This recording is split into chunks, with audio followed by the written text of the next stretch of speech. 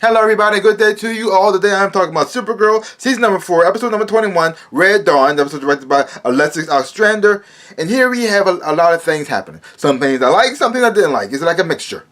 It's not all good, it's not all bad. It's somewhere in the middle. And that's that. Okay, now we have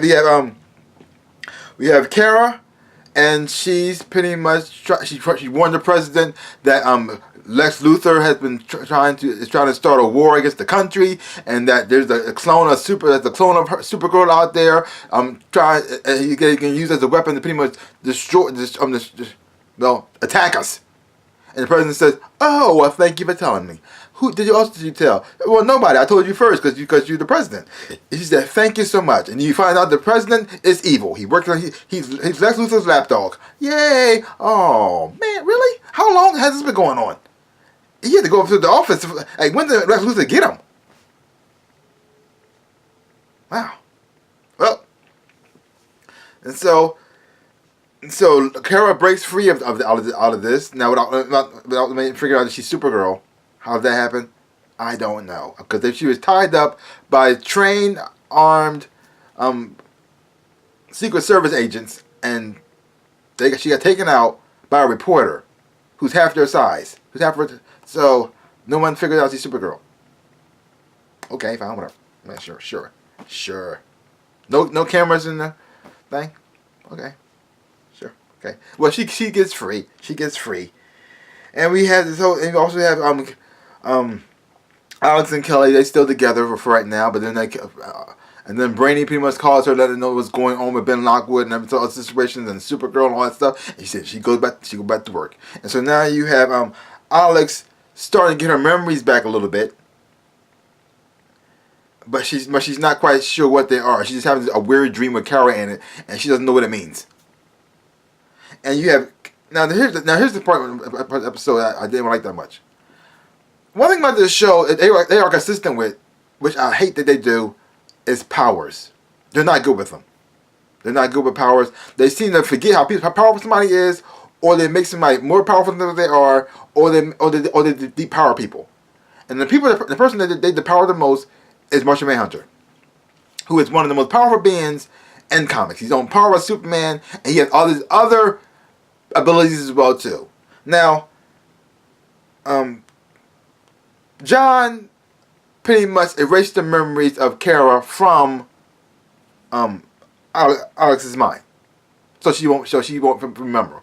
I'm not sure he erased them completely. He pretty much suppressed them, so she won't remember anymore. Because subconsciously she's still having the dreams. So therefore the memories are still there. It's just that he locked them away, so she can't access them. Okay. So Kara is pretty much telling John that she's going to tell him who she is because when she gets in trouble, because she doesn't know that she's Supergirl anymore, and so a lot of the actions, decisions that she's making is going to get her killed. And so if she knows the truth, she'll know how to act accordingly, and so she won't die. Now she goes to John and tells him, well, she had her plans. He said, "You can't do that. I put a wall on her head," and blah blah blah blah. And he said, "Okay, well maybe you can unlock it." He said, well, I don't know if I can do that. I said, how can you not know you can do that, and you're the one who did it? If you did it, you can undo it. You are one of the most powerful telepaths on the planet. How can he not undo it? I mean, Alice does get her memories back on her own. But okay, now the way they had to get her powers back was she saw Supergirl going through a traumatic event, had been beaten to death, and that triggered her memories to come back. If that's all it took, why couldn't Martian Manhunter just do that? Just unlock it. That's all. The scene sounded scary, and that did it. All the memories she locked away and threw away, came back easily, but John couldn't do it.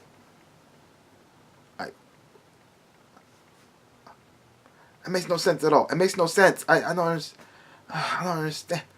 Okay. So now we have Ben Lockwood. He has his powers now, but the thing is that the powers are killing him. And we also found out the truth about who was actually running the show. That he actually run a puppet for Lex this whole time, and all the time he thought he was he's moving up in the world because of his grit, his tenacity. Turned out, nope, not so much, buddy. You're one of Lex Luthor's lapdogs. He's your little puppet, using you for his own purposes. So, ta-da! And you see him dealing with that. All the sacrifice he did, all the things he has lost in life, trying to find out that it was all because of somebody else's plan. It wasn't even his at all. It's sad. Only thing he had going for him was that golden mask. And that was it. Yeah. So you got the Supergirl pretty much trying to face off against the other evil Supergirl, and trying to pretty much reason with her, which is not working. She got a butt whoop for that. You have James powers are starting to corrupt him as well now, starting to kill him as well too. But he also gets help from Nina's mom, who's working now. They're working together. Also, Nina's mom been forced to tell the truth about some kind of alien creature that Nina created.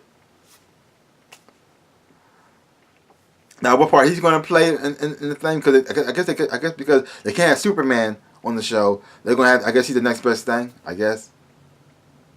Maybe. I don't know. But the thing is, though, that I like the most about this episode was the fact that you have Brainiac. Now, you have Brainiac, Dreamer, and you have John working together to try to break into the facility, trying to find the aliens and that's being taken away and stop this, and then rescue them. And they come up with this plan based off of Star Wars, but they're going to have John transform into one of the guards and pretend that he captures them and go in. John doesn't want to do that, they think that's stupid. And so he goes to scout to see if they can find something they can use so they can break in the right way, which is pretty smart. But Brainy wants to pretty much help out Dreamer and kind of press her away, so he goes with her plan, and then they get caught. They get caught and get captured. And then you got John looking at him and saying, "Oh, man, I told you not to do that. I told you not to do that. And you did it anyway, and you got captured. Brainy, you know better than that. Come on now, don't be stupid." The thing Brainy told...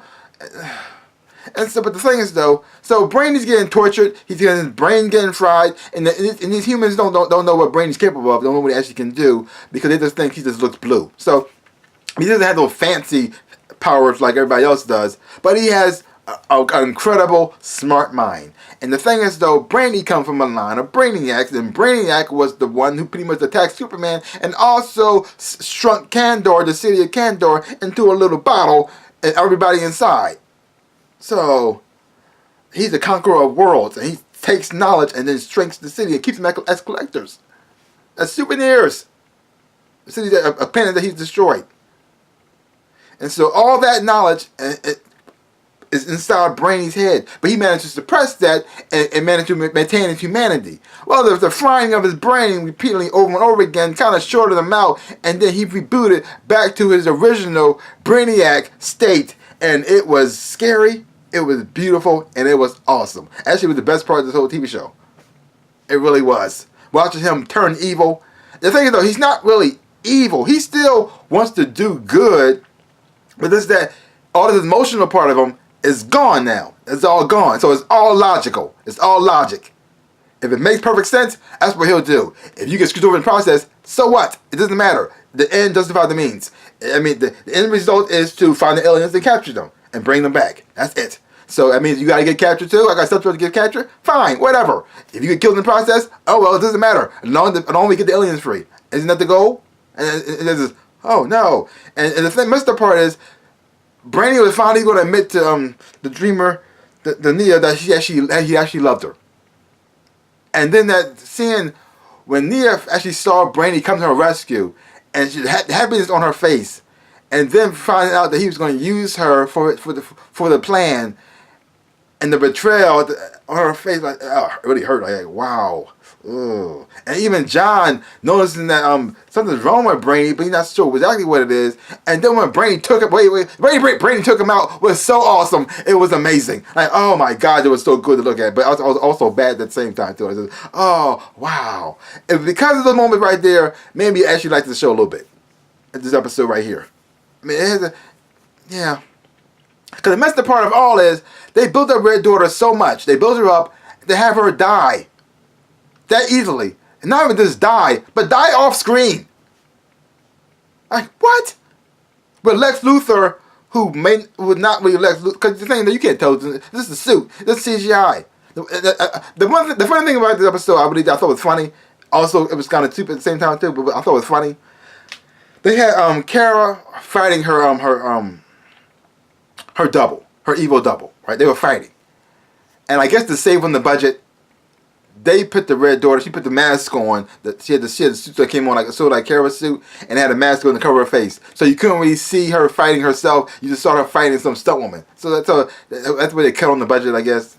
Fine, whatever. I mean, I know it probably cost a lot of money to make two of them, and then have them both using special effects at the same time too, because that would be more interesting, a cooler fight to see. But it is what it is.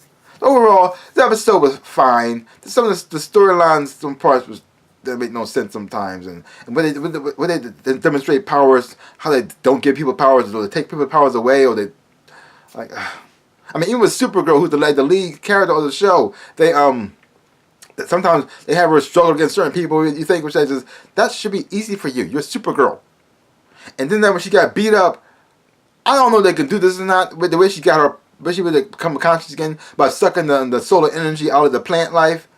Maybe that could work. I don't know if she does that. I don't think she's ever done that in the comic books either. Superman or Supergirl have done that. Maybe they have. I don't know. I thought it was kind of weird, but I said whatever. They do something. It was dark time. It was nighttime. So what can they do? I mean, the sun's still in the air. I mean, I don't know. Who knows? Well, it is what it is. It has some parts. Like I said, it's not all bad. The whole Brainiac thing, fantastic. And that's pretty much it, really. Yeah. But leave comments down below. Let me know what you thought of this episode of Supergirl. If you haven't watched it, check it out for yourself. Hope when you watch it, you will enjoy it. Have fun watching it too. So give my channel a big like, hit the thumbs up, shaboop, and subscribe to my channel and share. I would appreciate it, like I always say in my dreams in real life. I am the Ninja Rabbit. Peace out, people.